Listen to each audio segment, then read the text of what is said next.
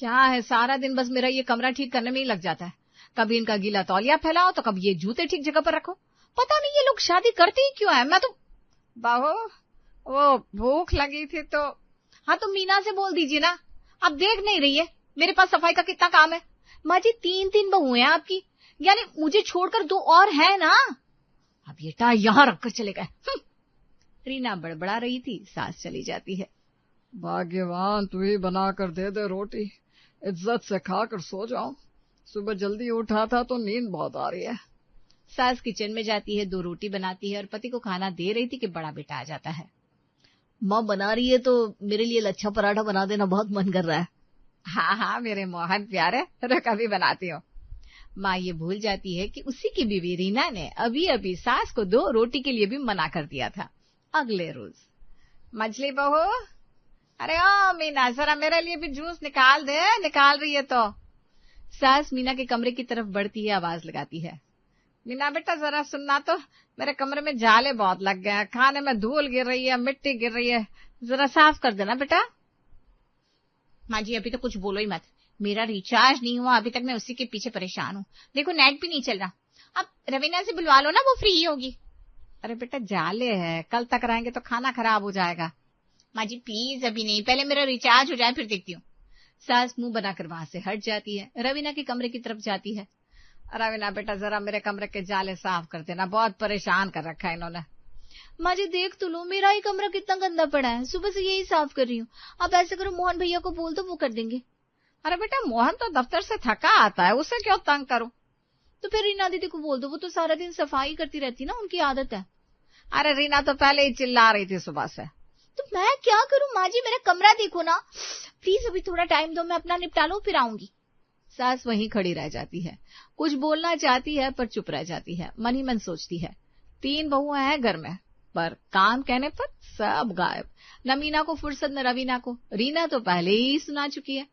सास वापस अपने कमरे की तरफ चलती है, रास्ते में ससुर मिलते हैं। भाग्यवान, क्या हुआ, मुंह क्यों लटका है?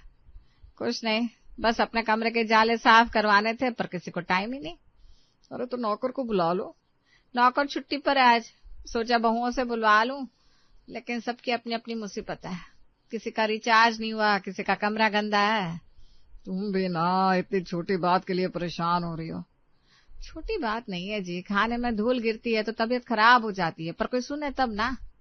ससुर हंसते हुए आगे बढ़ जाते हैं। सास अकेले खड़ी सोचती रहती है, इतने साल हो गए इस घर में, पर काम तो आखिर मुझे ही करना पड़ता है, न बहुओं को फुर्सत न बेटों को। चलो कोई ना, झाड़ू खुद ही उठा लेती हूँ। वो रसोई से झाड़ू उठाती है और अपने कमरे की तरफ बढ़ जाती है, मन ही मन बड़बड़ाते हुए। बहू लाई थी सहारे के लिए, पर यहाँ तो उल्टा मुझे ये सब संभालना पड़ रहा है। सास कमरे में कुर्सी घसीट कर लाती है, उसे दीवार के पास टिकाती है, हाथ में झाड़ू लेकर धीरे धीरे कुर्सी पर चढ़ती है। चलो जल्दी से जाला उतार लो, वरना खाने में फिर मिट्टी गिरेगी। वो हाथ ऊपर उठाकर जाले पर झाड़ू फेरती है, तभी कुर्सी हिलती है, पैर लड़खड़ाते हैं। अरे अरे बचाओ, कोई है। पर सास संभल नहीं पाती और धड़ाम से नीचे गिर जाती है। कोहनी और सिर पर चोट लगती है, वो दर्द से कराहती है। अरे कोई सुन नहीं रहा क्या? रीना आवाज सुनकर दौड़ती है, पीछे पीछे मोहन भी आता है। माँ जी ये क्या हो गया, आप कुर्सी पर क्यों चढ़ी? माँ ये तुमने क्या कर लिया? इस उम्र में कुर्सी पर चढ़ने की क्या जरूरत थी? बेटा जाला साफ कर रही थी, कब से लगा पड़ा था। अरे तुम मुझसे बोल देती या नौकर आने का इंतजार कर लेती। गिर जाती, हड्डी टूट जाती तो? दिमाग कहाँ रखती हो माँ? तभी दूसरा बेटा भी आ जाता है, पीछे मीना और रवीना भी। माँ को इतनी भी अकल नहीं है, कुर्सी पर चढ़ने से पहले किसी को बुला तो लेती। अरे बेटा किसको बुलाती, सब अपने अपने काम में लगे थे। इतना सुनते ही मीना बीच में बोल पड़ती है। अरे माँ जी ये तो गलत बात है, हमें बता देती, हम अभी नहीं कर रहे थे तो क्या हुआ, बाद में भी कर तो देते ना, आपने बताया नहीं कितनी जल्दी है। हाँ माँ जी मैं भी यही कहूंगी, मेरा कमरा थोड़ी देर बाद भी साफ हो जाता, पहले आपका काम कर देती, आपने खुद ही निपटा दिया, अब चोट लग गई तो हमें ही सुनना पड़ रहा है।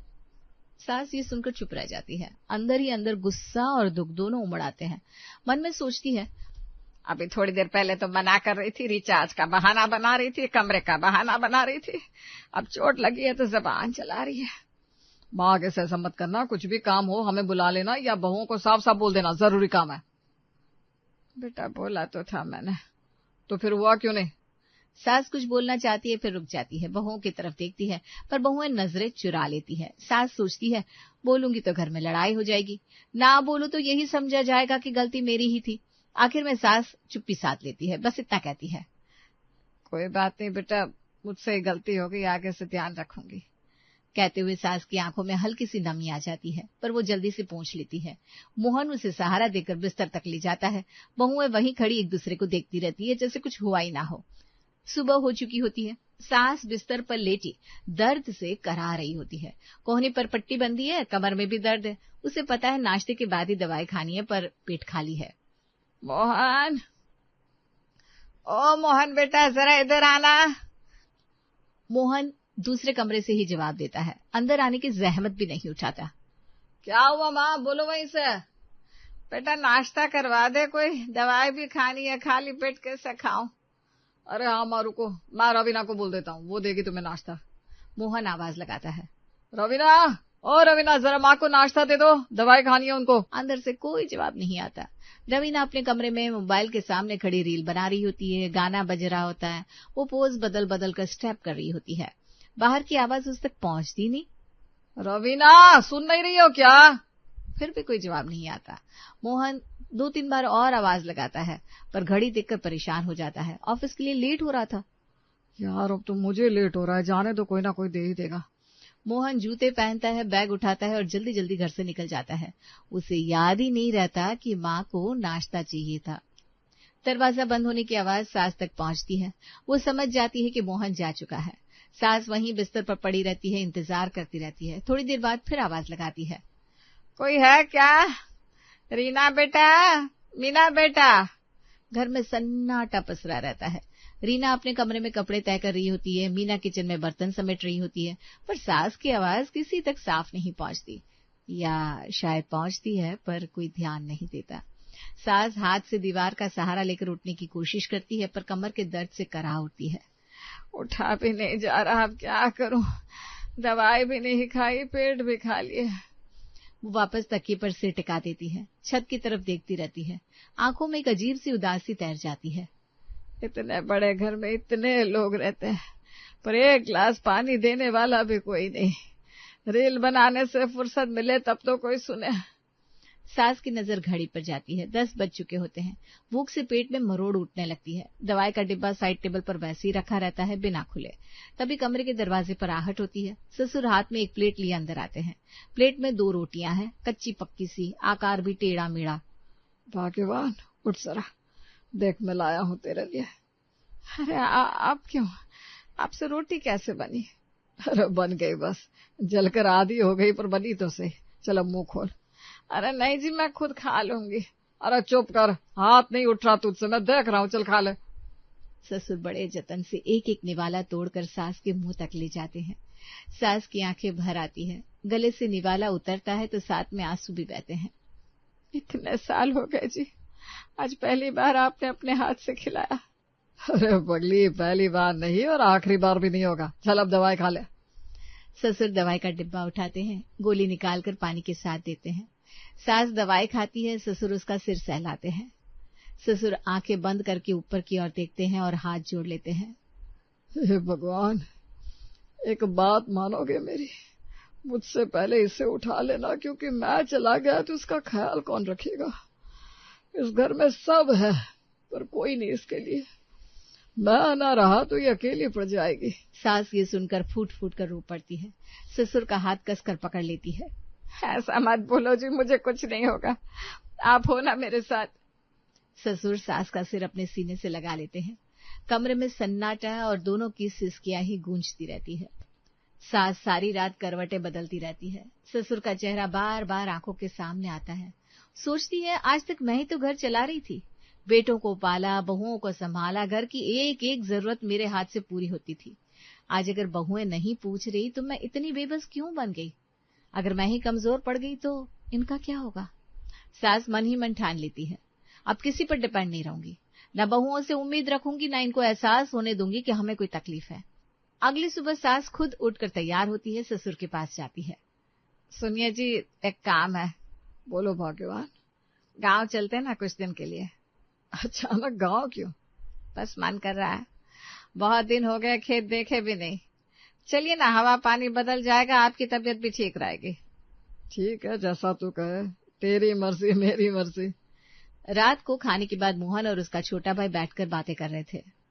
यार सुना तुमने, माँ बाबू जी गाँव जा रहे हैं? हाँ बताया तो था, पर अचानक क्यों जा रहे कुछ समझ में नहीं आया। होगा कुछ काम, माँ से पूछते हैं। मोहन आवाज लगाता है। सास पास आती है। भाई अचानक गांव जाने का क्या प्लान बना लिया? बेटा वहाँ खेत में अनाज बहुत पड़ा है, इस बार फसल अच्छी हुई है, बेचना है वरना खराब हो जाएगा, सोचा जाकर निपटाओ। अच्छा, तो पैसे आएंगे उसके? हाँ बेटा, अच्छी खासी रकम बन जाएगी अनाज बेचकर। ठीक है माँ, संभल के जाना, बाबूजी का भी ध्यान रखना। सास मुस्कुराकर वापस चली जाती है। पास ही रसोई में मीना बर्तन धो रही होती है। ये सारी बात उसके कान में पड़ जाती है। वो झट से हाथ पोंछती है और रीना के कमरे की तरफ भागती है। दीदी, दीदी सुनो तो। अरे क्या हुआ, इतनी हड़बड़ी में क्यों आई? अरे सुनो, माँ बाबूजी गाँव जा रहे हैं, वहाँ खेत का बहुत सारा अनाज बेचना है, अच्छी खासी रकम आने वाली है उनके पास। अच्छा, तो पैसा आएगा घर में? हाँ दीदी, चलो रवीना को भी बुला लेते हैं, उसको भी बता दे। दोनों रवीना के कमरे में जाती है। रवीना उस वक्त भी मोबाइल में रील स्क्रॉल कर रही थी। रवीना सुन, एक बात बताए। बोलो दीदी। अरे मोबाइल रख जरा। माँ बाबूजी गांव जा रहे हैं अनाज बेचने, पैसा आने वाला है उनके पास। है? सच्ची? कितना पैसा आएगा? अच्छी खासी रकम बताई माँ जी ने। तो फिर दीदी हमें भी तो कुछ मिलना चाहिए ना, इतने साल हो गए इस घर में कभी कुछ मांगा ही नहीं। यही तो मैं तो कहती हूँ, एक बार पैसा आ जाए, हम अपनी अपनी डिमांड रख देते हैं माँ जी के सामने। मुझे तो बस गहने चाहिए, बहुत दिन से सोने के झुमके लेने का मन है, ये पुराने वाले तो पहने लायक भी नहीं रहे। मुझे तो साड़ियां चाहिए दीदी, देखा नहीं शालू भाभी की कितनी बनारसी साड़ियां हैं, मेरे पास तो गिनती की 2-3 है। मुझे तो बस लेटेस्ट आईफोन चाहिए, मेरा वाला ना पुराना हो गया है, रील बनाने में कितनी दिक्कत आती है, कैमरा भी अच्छा नहीं है। ठीक है, जैसे ही माँ जी गाँव से लौटे हम तीनों मिलकर बात करेंगे, एक साथ बोलेंगे तो मना भी नहीं कर पाएगी। सही कहा दीदी, वैसे भी इतने सालों से हमने कभी कुछ नहीं मांगा, एक बार तो सुनना ही पड़ेगा। हाँ, और अगर माँ जी ना भी बोले तो मोहन भैया से बोल देंगे, वो तो मना करेंगे नहीं। तीनों एक दूसरे को देखकर मुस्कुराने लगती है। मन ही मन अपनी डिमांड की लिस्ट बनाने में जुट जाती है। कमरे में रील की जगह अब पैसे और सामान की बातें गूंजने लगती है और तीनों बहुओं की आंखों में एक अलग ही चमक आ जाती है। गाड़ी गांव की तरफ बढ़ रही होती है। ससुर खिड़की से बाहर देखते देखते अचानक सास की तरफ मुड़ते हैं। अरे भाग्यवान, एक बात तो बता, तेरे मन में चल क्या रहा है? क्या मतलब? मतलब यह कि कल तक तो तू 2 रोटी बनाने में हाफ रही थी, बिस्तर से उठा नहीं जा रहा था तुझसे, और आज अचानक गांव तक आ गई। इतना लंबा सफर कर लिया, सब ठीक तो है ना? तबीयत तो नहीं बिगड़ी कहीं दिमाग की? हाँ जी, सब ठीक है, दिमाग बिल्कुल ठीक है, बल्कि अब जाकर ठीक हुआ है। मतलब ये कि हमने अपने बच्चों को कुछ ज्यादा ही लाड़ प्यार कर दिया। हमने अपनी पूरी जिंदगी की कमाई, घर, सब कुछ उनके नाम कर दिया, और बदले में क्या मिला? न इज्जत, न प्यार, न जिम्मेदारी। वो पानी मांगते थे तो हम दूध दे देते थे, वो 1 रुपया मांगते थे तो हम 100 रुपया थमा देते थे। हाँ ये तो है। यही तो हमारी गलती थी, हमने उनको इतना दे दिया कि उनको हमारी कदर ही नहीं रही। अब जब हमारे पास कुछ बचा ही नहीं देने को, तो उनकी नजर में हमारी वैल्यू भी खत्म हो गई। तो अब क्या करेगी? अब हमें अपने बुढ़ापे को भी वैसे ही काटना पड़ेगा जैसे हमने उनकी परवरिश की थी, लालच देकर। हमने जिंदगी भर लालच से पाला, तो अब बुढ़ापा भी लालच से ही कटेगा। अनाज बेचने का बहाना बनाया है ताकि उनको लगे पैसे आने वाले हैं। देखना अब कैसे सब बदल जाएंगे। ससुर ये सुनकर मुस्कुरा देते हैं, सिर हिलाते मानो सारी बात समझ गए हो। तू तो निकली असली चाणक्य, भाग्यवान। चाणक्य नहीं हूँ, माँ हूँ इस घर की, और माँ को पता होता है घर कैसे चलाना है। 1 हफ्ते बाद सास ससुर दोनों गांव से वापस लौटते हैं। दरवाजे पर गाड़ी रुकती है, अंदर से आवाज आती है, अरे माँ जी आ गई। बाबूजी अब बैठी, मैं सामान उठा लेती हूँ। मीना पीछे से पानी का ग्लास लेकर आती है। माँ जी पहले पानी पी लीजिए, इतनी दूर से आए हैं, थक गए होंगे ना। रीना किचन की तरफ भागती है। मैं चाय बनाकर लाती हूँ माँ जी, आपकी वाली, अदरक वाली।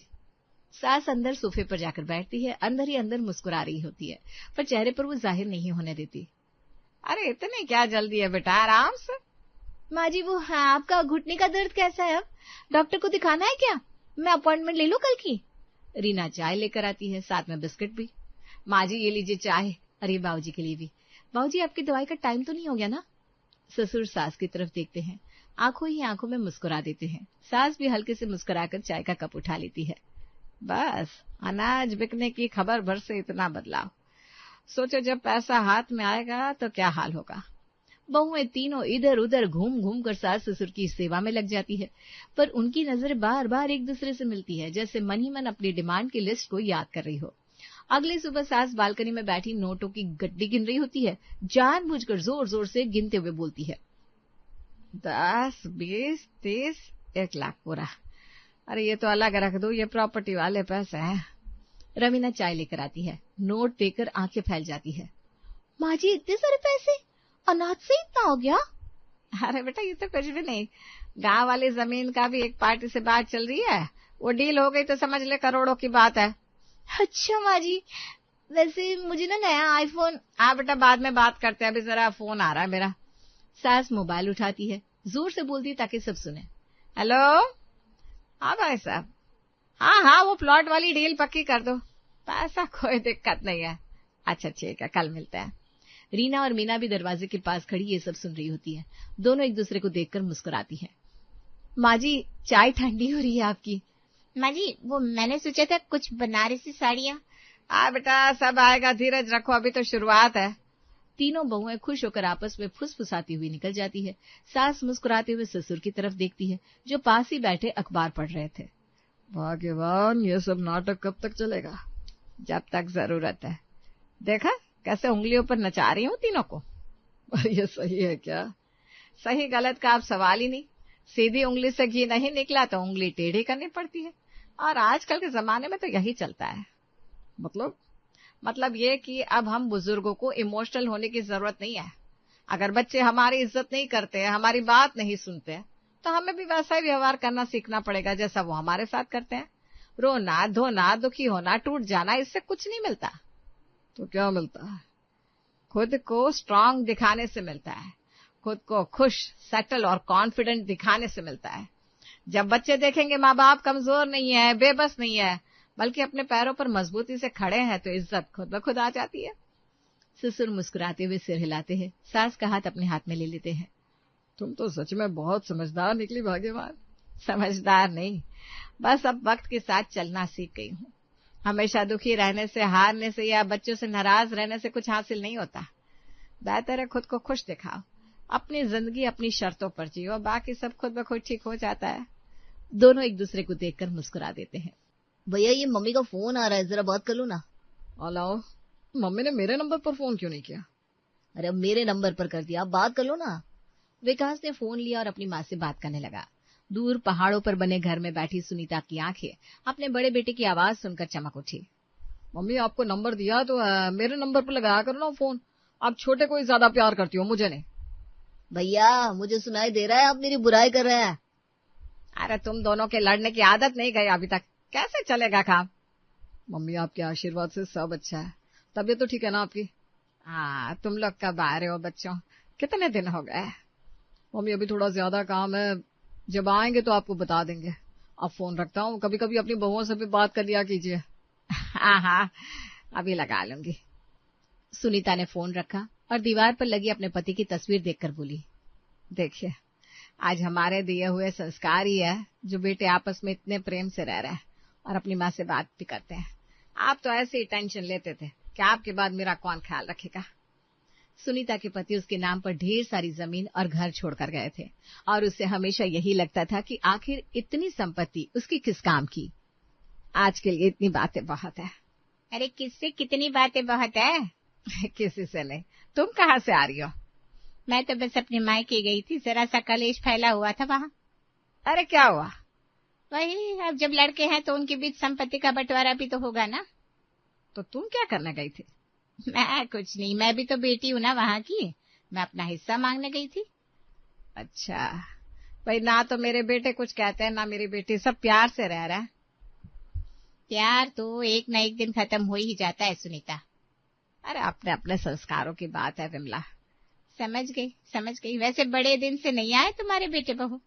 अरे मैंने ही नहीं बुलाया, जब बुलाऊंगी तो एक आवाज पर आ जाएंगे। ठीक है मैं चलती हूँ। विमला की जाते ही सुनीता अपनी बड़ी बहू निशा को फोन करती है। हेलो मम्मी जी। बहू कैसी हो तुम, और मेरे पोते पोतियां कैसे हैं? सब ठीक है मम्मी जी, याद करते हैं आपको। कहते हैं दादी के पास कब जाएंगे। अरे तो ले आओ ना उन्हें यहाँ। मम्मी जी अभी तो स्कूल चल रहे हैं, छुट्टी मिलेगी तो ले आएंगे। हमें भी मिले हुए टाइम हो गया ना। सुनीता फोन रख देती है और सासू माँ का फोन कट होते ही निशा अपने पति विकास के पास आई। सुनिए ना, मम्मी जी का फोन आ रहा था। हाँ, मेरी बात हुई थी। तो आप लोग तैयार क्यों नहीं हो रहे? वो हमें बुला रही है कब से। अरे मैं तो तैयार हूँ, तुम लोग बताओ। कभी स्कूल तो कभी घर के काम खत्म ही नहीं होते तुम लोगों के। देखिए जेठ जी, अब हमें मम्मी जी के पास जाना ही है। आप लोग अपने बिजनेस से जल्दी फ्री हो जाइए। हाँ भैया, अब तो चलो ही माँ के पास, मुझे नहीं करना काम वाम। मैं क्या बोल रही हूँ, ननद जी को भी वहीं बुला लेते ना, सब लोग साथ में मिल लेंगे। ठीक है, मैं छोटी को फोन कर दूंगा। इसका मतलब इस बार तुम सब लोग चलोगे? हाँ, अब मम्मी जी के पास चलेंगे और आपकी एक नहीं सुनेंगे। सभी लोगों की जिद देखते हुए विकास को मानना ही पड़ता है। ठीक है, लेकिन हम मम्मी को सरप्राइज देंगे, उन्हें पहले से कोई कुछ नहीं बताएगा। हाँ भाई हाँ, नहीं बताएंगे। अगले दिन सभी लोग तैयार होकर अपने पुराने घर यानी कि सुनीता के घर आ पहुंचे। माँ, हम आ गए। अरे तुम लोग कब आए और मुझे किसी ने कुछ बताया क्यों नहीं? मम्मी जी अगर बता देती तो फिर ये सरप्राइज कैसे रहता। वही तो मम्मी जी, हमने सोचा हम आपको अच्छे सरप्राइज दे और आप खुश होने की जगह पर पूछ रही है क्यों, कैसे आना हुआ। अब अंदर आएगी नहीं? अरे आओ आओ, तुम लोगों का ही तो घर है, क्यों नहीं आओगे अंदर। सुनीता अपने बेटे और बहुओं को देखकर बहुत खुश थी। आप बताऊंगी विमला को कि मेरे बेटे बहू आते हैं या नहीं। क्या मम्मी, दूसरों से क्या प्रतियोगिता करनी है। वैसे तुम लोग कितने दिन के लिए आए हो? 1 हफ्ते के लिए। 1 हफ्ता तो आप भूल ही जाओ कि इतने बड़े घर में आप अकेली रहती हो। हाँ, मेरे बेटे बहू जो आ गए, पोते पोतियों ने तो शोर मचाना भी शुरू कर दिया। अब बस पूजा और आ जाए तो कितना अच्छा हो जाएगा। मम्मी, आपने मेरा नाम लिया और मैं हाजिर। सुनीता ने नजर घुमाकर देखा तो पूजा भी दरवाजे पर अपना बैग लेकर खड़ी थी। चलो, नाना जी भी आ गए। क्या बात है, तुम सब इकट्ठे ही आ गए हो। ऐसा कोई फंक्शन और त्योहार तो है नहीं। हमें अपनी सासू माँ की सेवा करने के लिए किसी फंक्शन की जरूरत नहीं है मम्मी जी। मेरा तो जीवन धन्य हो गया जो इतनी अच्छी बहू है मुझे मिली। मम्मी तो क्या बेटी अच्छी नहीं है? मैं भी तो आपके लिए आती रहती हूँ ना यहाँ। अरे हाँ भाई हाँ, सब अच्छा है। चलो अब खाना पीना हो जाए। मम्मी जी वो सब हम देख लेंगे, अब आपके आराम करने के दिन है। ठीक है, मैं विमला के घर होकर आती हूँ। सुनीता विमला के घर शेखी बगाने चली गई और हो भी क्यों ना, आखिर उसके बेटे बहू जो आ गए थे। विमला, ओ विमला। हाँ भाई, क्या हुआ? ऐसे बल्लियां कैसे उछल रही है? कोई तो कह रहा था लोग बदल जाते हैं। देख मेरे बेटे बहू आ गया। हाँ तो 2 आ गए होंगे। छोटा वाला जिसने लव मैरिज की थी वो तो आया नहीं अभी तक। अरे वो भी आ जाएगा। उसकी बहू तो उससे लेकर अलग हो गई ना। ऐसा कुछ नहीं है, मेरे सब बेटे मेरी बात सुनते हैं। तुम तो जलती हो मुझसे। देखती हूँ। तुमसे ना बात करना ही बेकार है। सुनीता मुंह फुलाकर अपने घर वापस लौट आई। विमला की बातें सुनकर वो दुखी थी, लेकिन घर आकर उसके चेहरे की उदासी तो जैसे छू मंतर हो गई। मम्मी, अरे तुम बेटा, तुम कैसे आ गए? क्यों मम्मी, ये घर नहीं है क्या मेरा? अब तो मुझे भूल ही गई। अरे नहीं, सिया नहीं आई क्या? सिया भी आई है, आपकी बहू को लेकर नहीं आऊंगा क्या? अच्छा, लगता है आज तो मेरा बगीचा फिर से फूलों से भर गया। मम्मी जी आप खुश होना बंद कीजिए और आइए, खाना लग गया है। आज आपकी तीनों बहुओं ने आपके लिए खाना बनाया है। वाह, आज तो सच में मेरा दिल बाग बाग हो गया। सभी लोग साथ बैठकर खाना खाते हैं और हंसी मजाक करते हैं। सुनीता तो जैसे बार बार अपने बच्चों की नजर उतार रही थी। आज तो बहुत खा लिया, सोने जा रही हूँ मैं। शाम को हम सब बाहर घूमने का प्लान बना रहे हैं मम्मी जी। हाँ ठीक है, तुम लोग आराम से घूम कर आओ। मम्मी अकेले हम नहीं, हम सब, मैंने टिकट्स कर लिए, हम सब मूवी देखने जाएंगे। अच्छा ठीक है, अभी मैं आराम कर लेती हूँ। सुनीता अपने कमरे में चली जाती है और सारे लोग बाहर हॉल में बैठ जाते हैं। तो भैया कब बात करेंगे आप? मैं ज्यादा दिन की छुट्टी लेकर नहीं आया हूँ। अरे अभी तो आए हैं, आराम से बात करेंगे ना। देखिए जेठ जी, आप जल्दी कीजिए, मुझे वैसे भी यहाँ अच्छा नहीं लगता। अरे तुम पहली बार आई हो, कह रही हो अच्छा नहीं लगता। यहाँ पहाड़ है, घूमो फिरो। ओहो जेठानी जी, अब आप तो रहने ही दो। हाँ रहने दिया, लेकिन अभी मम्मी जी को कुछ मत बताना, आराम से बात करेंगे उनका मूड देखकर। ठीक है, लेकिन मैं कूलर वाले कमरे में नहीं सो पाऊंगी। हाँ बेबी, तुमको एसी वाले कमरे में ही ले जाऊंगा मैं। अब तुम दोनों अपनी लव स्टोरी यहाँ मत शुरू करो। मैं चाहता हूँ जितनी जल्दी काम हो, फ्री हो जाए हम सब। हाँ बिल्कुल हो जाएंगे। अभी तो चलो सोने का देख लेते हम। पापा ने घर इतना बड़ा बनवा दिया लेकिन कमरे ढंग के नहीं है। धीमे बोलो ना, अभी ननद जी ने सुन लिया ना तो मम्मी जी से कह देंगी और फिर घर में राय का पहाड़ बनता फिरेगा। हाँ वही तो, अभी तो पापा का बर्थडे आएगा तब देखेंगे। चलो ना दीदी, मम्मी जी के कमरे में चलते हैं, जरा देखिए तो क्या हाल हो रहा है। तीनों बहुएं इकट्ठी होकर अपनी सासू माँ के कमरे में आई। मम्मी जी सो गई क्या? अरे नहीं, क्या हुआ? कुछ नहीं, हमने सोचा थोड़ी देर आपके पास बैठ जाए। हाँ आओ बैठो। क्या बात है, सब लोग यहीं बैठे? मुझे लगा मैं मम्मी के पास बैठूंगी। अरे तो क्या हुआ, बेटी बहुएं अलग थोड़ी ना है, तुम भी आ जाओ। सभी लोग सुनीता को घेर कर बैठ गए और बातों का सिलसिला चल पड़ा। मम्मी पिछली बार मेरी ननद घर आई थी ना तो वो मेरी साड़ी उठाकर चली गई। हाँ तो क्या हुआ, जाने देना, तू यहाँ से ले जा। मैंने तो कभी ऐसे नहीं किया। क्यों भाभी, आज तक आप लोगों से कुछ लिया क्या मैंने? बता रही है या मांग रही है? इतनी तेज मत बोलो, अभी सुन लेगी। इनकी तो शुरू से यही आदत है एहसान जताने की। वैसे ननद जी मैं आपको एक बात बताऊं? हाँ बोलो। आपने जो अपनी सूट पहनकर फोटो डाली थी ना वो मुझे बड़ा अच्छा लगा। अभी जब आप बैग में से सामान निकाल रही थी तो देखा मैंने। हाँ तो क्या अच्छा लगा, थोड़े दिन के लिए चाहिए मुझे, अपना तो नहीं कहेंगी ना? नहीं मना क्यों करूंगी, ले लेना। बहुत बढ़िया। सिया के आगे पूजा से कुछ भी कहते ना बना और वो बाहर आ गई। क्या हुआ बहना, मुंह क्यों फुला रखा है? भैया आप लोगों ने मुझे यहाँ क्यों बुलाया है? अरे पता चल जाएगा, तुम टेंशन क्यों ले रही हो? नहीं टेंशन नहीं ले रही हूँ भैया। चलो तैयार हो जाओ, मूवी का टाइम हो रहा है। ठीक है। शाम को सभी लोग मूवी के लिए निकल गए और सुनीता आज बड़ी खुश थी। अब कहाँ चल रहे हो, घर का रास्ता तो निकल गया। अरे मम्मी अभी हम कुल्फी खाने जाएंगे। कहाँ से? जहाँ से पापा लाते थे। अच्छा चलो, वैसे तुम्हारे पापा का बर्थडे भी आने वाला है। मम्मी उसकी चिंता आप मत कीजिए। क्यों, क्या करने वाले हम? मम्मी आपके लिए सरप्राइज है। ठीक है। 2 दिन कब हंसते खिलते गुजर गए किसी को पता भी नहीं चला। सुनीता के पति का जन्मदिन आ चुका था, वो उनकी तस्वीर के सामने खड़ी हुई थी। आज आपके जाने के बाद पहली बार पूरा परिवार एक साथ है। मैं सोच रही हूँ मैं उसी मंदिर पर जाऊं जहाँ पर हम दोनों जाया करते थे। मम्मी कहाँ हो? मैं यहाँ हूँ बेटा। इधर आओ मम्मी। पूजा कमरे से बाहर भी आ जाओ आप। आ रही हूँ भैया, क्या हुआ? सब एक साथ बैठे हैं, क्या बात है? तो भैया अब आप क्या बताने वाले हैं, आपने मुझे क्यों बुलाया? क्या हुआ, और भी कोई बात है क्या? हाँ बता दो भैया, अश्विन का भी कॉल आ रहा था, घर कब वापस आओगी? मुझे भी वापस जाना है। क्या हुआ, अभी तो सब आए हैं, 2 दिन में ही आने जाने की बात क्यों होने लगी? वो तो भैया बताएंगे ना। हाँ मम्मी, वो क्या है ना, इस बार हम लोग बहुत जरूरी काम से आए हैं। क्या मतलब, क्या जरूरी काम है? मम्मी हम लोग अपना हिस्सा लेने आए हैं। विकास की बात सुनकर सुनीता के पैरों तले जमीन ही खिसक गई। हिस्सा?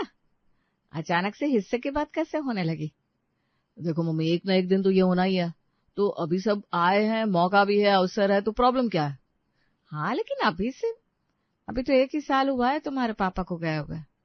मम्मी ये सब बातें आप रहने दो, हम कागज तक बनवा कर लाए हैं, आप बस साइन कर दो।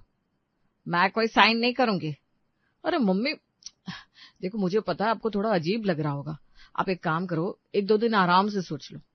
सुनीता बिना कुछ बोले वहां से उठकर अपने कमरे में आ गई। ये क्या हुआ, मम्मी जी ने तो मना कर दिया, हमारा इतना टाइम खराब हुआ है। अरे सब्र करो ना, अबे मम्मी को थोड़ा सोचने तो दो, कर देगी, इतना सब एक साथ लेके थोड़ी ना जाएगी। ठीक है। क्या ठीक है भाभी, आप लोगों ने मुझे यहाँ क्यों बुलाया है? साइन करने के लिए। और मुझे क्या मिलेगा? आपको क्या चाहिए नाना जी? क्या चाहिए, इतनी जमीन इतना घर पापा छोड़ कर गए हैं, और क्या ही चाहिए होगा मुझे? एक्सक्यूज मी, आपको क्यों चाहिए? आप अपने ससुराल जाके ले लो। तो फिर साइन भी वहीं आके ले लो और इज्जत से आना।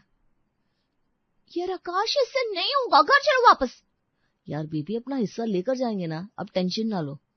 लेकिन मुझे तो वो रोड से जो जमीन लगी है ना वो चाहिए, मतलब चाहिए। अरे वो मेरे लिए है, मुझे चाहिए वो, वहां हम दुकान बनाने का प्लान कर रहे हैं। देखो ऐसा है तो फिर मैं तो साइन नहीं करूंगी, मुझे भी तो चाहिए ना कुछ न कुछ। अरे तुम सब शांत हो जाओ, पहले मम्मी जो कमरे में मुंह फुलाकर बैठ गई है उसके बारे में सोचो कुछ।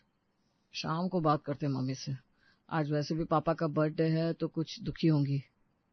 अरे अब क्या, अब तो 1 साल हो गया ना, सभी लोग आपस में बात कर रहे थे और सुनीता अपने कमरे में बैठकर आंसू बहा रही थी। मैं तो बड़ी खुश थी, ये लोग आए हैं, आपका जन्मदिन है, लेकिन ये लोग तो हिस्सा मांगने चले आए। शाम के वक्त सभी लोग खाने पर बैठे हुए थे और सुनीता के बाहर आने का इंतजार कर रहे थे। मम्मी जी बाहर नहीं आएंगी क्या? कौन बुलाने जाएगा? नाना जी आप जाओ। मैं क्यों जाऊं? मुझे थोड़ी ना कुछ मिल रहा है, सारा हिस्सा तुम लोग रखोगे, सब मजे तुम लोग करोगे, और बुलाने जाए ननद जी। अरे निशा तुम ही बुला लाओ ना। ठीक है। निशा सासू माँ के कमरे पर दस्तक देती है, लेकिन अंदर से कोई आवाज नहीं आई। सुनिए ना, बहुत देर हो गई, मम्मी जी दरवाजा नहीं खोल रही है, कहीं कुछ। हाय, मेरी मम्मी को अटैक पड़ गया तुम लोगों की वजह से। अरे क्या बकवास कर रही हो, जरा जोर से आवाज लगाओ ना, सो गई होगी। कुछ नहीं होता तुम लोगों से, बस मेरी छुट्टी करवा दी और कुछ नहीं। हाँ ये कर लो पहले, हम तो जैसे धंधे वाले आदमी है ही नहीं ना। अरे कोई मम्मी जी को बुलाएगा या नहीं? मैं जाता हूँ। आकाश अपनी माँ के कमरे के पास जाता है और उसके दस्तक देने से पहले ही सुनीता दरवाजा खोलकर बाहर आ जाती है। क्या हुआ? वो खाना लग गया था, खाना खा लीजिए ना मम्मी। चलो। सभी लोग खाने की टेबल पर आकर बैठ गए। तो मम्मी क्या सोचा आपने? मम्मी ने क्या सोचा वो छोड़ो, पहले मम्मी को ही डिसाइड करने दो कि किसको क्या मिलेगा। क्या मिलेगा? सिंपल सी बात है, जब पापा की 13वीं थी तो मैंने खर्च किया था सबसे ज्यादा। पिछले महीने जब मम्मी की तबीयत खराब थी तो पैसे मैंने दिए थे। अच्छा, अब ऐसे हिसाब होगा।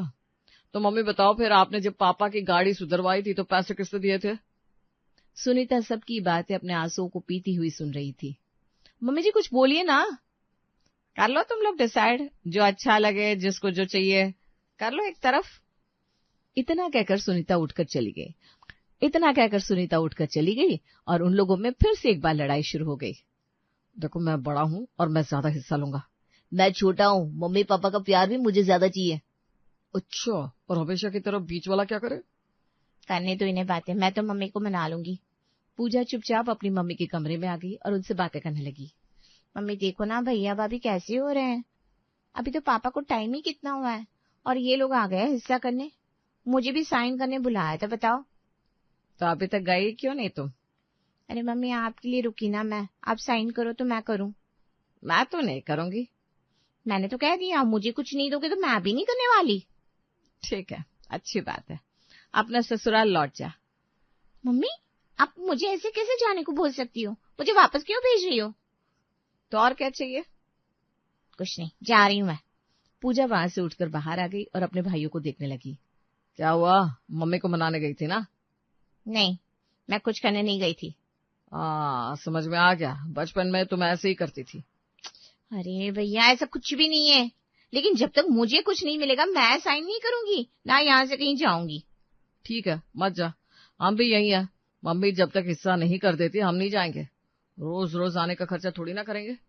वही तो, एक बार में सब निपटा देंगे। सभी लोग हॉल में बैठकर अपनी माँ के बाहर आने का इंतजार करने लगते हैं। थोड़ी देर बाद सुनीता बाहर आती है। तो तुम लोगों ने फैसला कर ही लिया? और क्या मम्मी, आपको क्या लग रहा है हम यहाँ मजाक करने बैठे हैं? अच्छा तो बताओ क्या चाहिए किसको? सीधी बात है, हर महीने राशन का खर्चा मैं ही देता हूँ, मेरी वजह से आप भूखी नहीं रहती हैं। ओहो, अब खाने का भी हिसाब किताब होगा। हाँ और क्या, हर छोटी छोटी चीज से बंटवारा होता है। और कुछ रह गया है? हर महीने दवाई का खर्चा तो मैं करता हूँ ना। अच्छा, और कोई कुछ कर रहा है क्या, बता दो। मैं लाइट बिजली का बिल दे रहा हूँ मम्मी। ठीक है, पता नहीं तुम लोग क्या क्या याद दिलाओगे। कागज लाओ और साइन ले जाओ। ये हुई ना बात। विकास ने सारे कागज आगे कर दिए, सुनीता ने चुपचाप अपने साइन कर दिए। लो अब तो ठीक है ना, अब तुम जानो और तुम लोगों का काम जाने। जब तक जिंदा हूं अच्छे से रहने दो मुझे, एक ना एक दिन तो हिस्सा करना ही था तो कर दिया। इतना कहकर सुनीता अपने कमरे में वापस आ गई। उसके मन में कहीं न कहीं शांति थी। जायदाद संपत्ति से बड़े तो उसके लिए उसके बेटे बहू ही थे।